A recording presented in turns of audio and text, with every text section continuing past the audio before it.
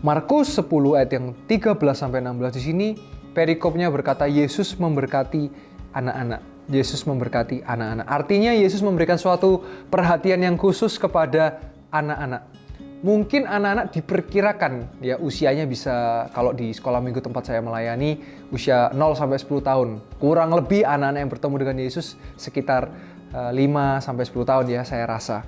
Dan dikatakan di sana, lalu orang membawa anak-anak kecil kepada Yesus supaya ia menjamah mereka, akan tetapi murid-muridnya memarahi orang-orang itu. Kita melihat ada kata anak-anak kecil. Ya berarti kita bisa asumsikan bahwa anak-anak ini kalau zaman sekarang SD gitu ya, TK atau SD. Ya, jadi taman kanak-kanak atau sekolah dasar atau pendidikan anak usia dini atau PAUD.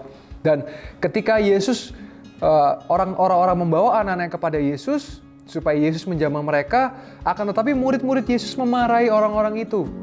Ya, dan ketika Yesus melihat hal itu di ayat ke-14, Yesus marah dan berkata kepada mereka, biarkan anak-anak itu datang kepadaku, jangan menghalang-halangi mereka, sebab orang-orang yang seperti itulah yang empunya kerajaan Allah. Dan ayat yang ke-15, aku berkata kepadamu, sesungguhnya barang siapa tidak menyambut kerajaan Allah seperti seorang anak kecil, ia tidak akan masuk ke dalamnya. Dan ayat yang ke-16, lalu ia memeluk anak-anak itu dan sambil meletakkan tangannya atas mereka dan ia memberkati mereka.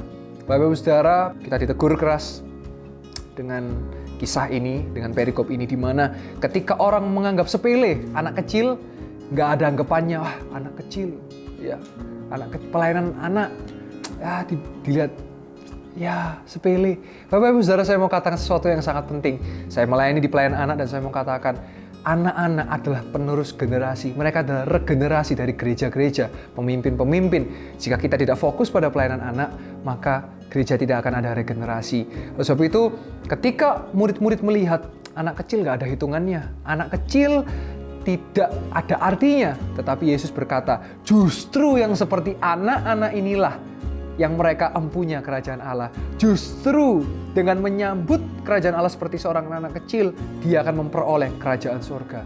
Bapak-Ibu Saudara, Yesus ngajarin kita untuk kita bukan menjadi anak kecil, tetapi menjadi seperti anak kecil.